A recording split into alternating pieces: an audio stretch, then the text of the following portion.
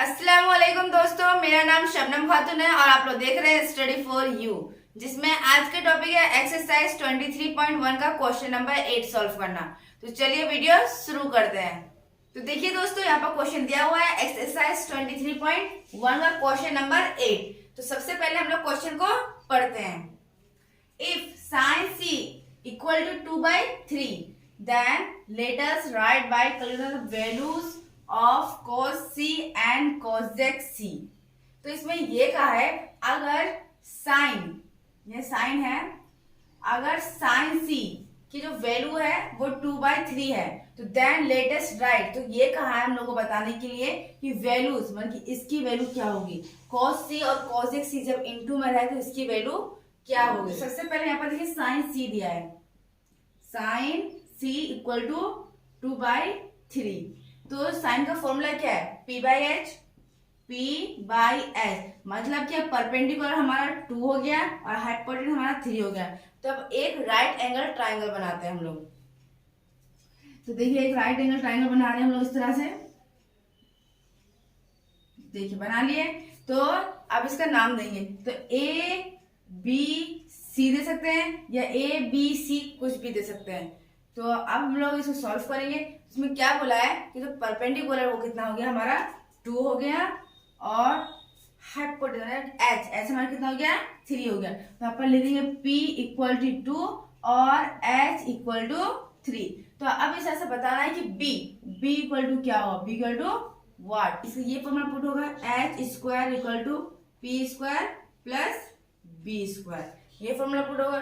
तो अब हमको वैल्यू किसकी निकालनी है, b की, तो इसलिए b को हम लोग इक्वल के इधर लेके आ जाएंगे। लेके तो आ गए लेकिन b यहाँ प्लस में है तो इसलिए इक्वल के इधर लेफ्ट हैंड साइड में माइनस में हो जाएगा इक्वल टू। अब देखिए h को इधर लेके आ जाएंगे तो h इसका हो जाएगा। अब जैसे कि b हमारा माइनस में हो गया वैसे ही h भी हमारा माइनस में हो जाएगा, क्यों, क्योंकि अभी राइट हैंड साइड आया। ठीक है, अब प्लस p स्क्वायर।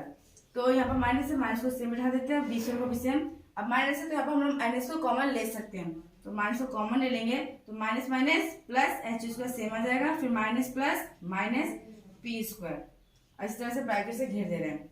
अब देखिए यहाँ भी माइनस हो गया, यहाँ भी माइनस हो गया, तो इसलिए माइनस माइनस कट जाएगा तो बचेगा क्या, b स्क्वायर इक्वल टू, तो h स्क्वायर, तो h की वैल्यू हम लोग को पता है कि h की वैल्यू 3 है, तो इसलिए 3 पे इस तरह से स्क्वायर दे देते हैं, माइनस से माइनस दे देते हैं। अब b, तो b की वैल्यू पता है कि b की वैल्यू 2 है तो इसलिए 2 पे भी स्क्वायर दे देते हैं। तो 2 का स्क्वायर 2 इसको बैठा दिए, p का वैल्यू कितना दिया हुआ है 2, तो 2 को हम लोग यहाँ पर बैठा दिए तो 2 स्क्वायर हुआ, क्यों, क्योंकि p पे भी स्क्वायर है। अब यहाँ पर हम लोग क्या किया, b को सेम उतार लिए, इक्वल इक्वल को भी सेम उतार लिए। तो 3 का स्क्वायर कितना होता है 9 और 2 का स्क्वायर कितना होता है 4। तो अगर 9 में से 4 चले कितना बचेगा, 9 माइनस 4 कितना बचेगा 5 बचेगा, तो इसलिए 5 को यहाँ लिख देंगे। अब देखिए कि b पे स्क्वायर था तो हम लोग को पता है कि अगर लेफ्ट हैंड साइड में स्क्वायर है तो हम लोग उसको राइट हैंड साइड में देंगे तो वो रूट की शक्ल में आ जाएगा इस तरह से। तो इसीलिए हमारी जो v की वैल्यू आई है वो कितना है √5, तो यहाँ पर लिख देंगे हम लोग v की वैल्यू √5। तो इस तरह से हमारी b की वैल्यू कितना है √5, जो कि हम लोग यहाँ पर लिख देंगे b की वैल्यू कितना है √5। तो अब क्या करेंगे, तो हम लोग को देखिए कि वैल्यू निकालने के लिए कहा है cos c और cosec c की, तो इसलिए यहाँ पर अभी हम लोग सबसे पहले वैल्यू निकालेंगे वो cos की निकालेंगे। तो यहाँ पर लिखते हैं नाउ cos c, तो हम लोग सबसे पहले cos c की वैल्यू निकालेंगे। तो ये वाला एंगल बोला है हम लोगों को, तो इसीलिए ट्राइंगल चेंज नहीं करना पड़ेगा। तो cos का फॉर्मूला क्या है, तो cos का फॉर्मूला है b/h, b/h है।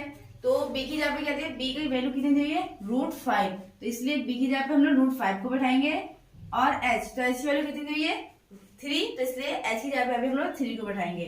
तो cos c की जो वैल्यू है कितनी आई है √5/3। तो इस तरह से हम लोग cosec c की भी निकालेंगे, cosec c।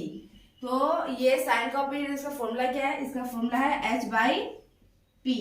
तो h कितना दिया हुआ है 3, तो h की जगह पे हम लोग 3 को बैठाएंगे और p की जगह पे क्या है 2 दिया हुआ है तो p की जगह पे 2 को बैठाएंगे इस तरह से। तो cos c की वैल्यू कितनी आई √5/3 और cosec c की वैल्यू आई 3/2। तो अब निकालेंगे हम लोग value of cos c into cosec c। तो यहाँ पर लिखते हैं again cos c into cosec c। तो cos c की वैल्यू कितनी आई थी, √5/3। तो यहाँ पर हम लोग √5/3 लिखते हैं, इंटू दे देते हैं। उसके बाद cosec c, तो cosec c की वैल्यू कितनी आई है, 3/2। तो यहाँ पर लिखते हैं 3/2। तो देखिए यहाँ पे 3, यहाँ पे 3 कर सकते हैं, 3 एकम 3, 3 एकम 3। तो अब √5 को 1 से इंटू कर देंगे और 2 को 1 से। तो √5 को अगर 1 से इंटू करेंगे तो √5 ही होगा, बाय 2 को फिर 1 से इंटू करेंगे तो 2 ही होगा। तो इस तरह से cos c और cosec c को जब इंटू करेंगे तो उसकी वैल्यू कितना है, √5/2। ये हमारा आंसर हुआ। उम्मीद करती हूँ कि वीडियो आपको अच्छी लगी होगी। अच्छी लगे तो वीडियो को लाइक कर दीजिए, चैनल को सब्सक्राइब कर दीजिए। अगर आपने पिछला वीडियो नहीं देखा है और आप देखना चाहते हैं तो डिस्क्रिप्शन बॉक्स में लिंक दिया हुआ, आप चाहे तो देख सकते हैं। Thanks for watching. Allah Hafiz.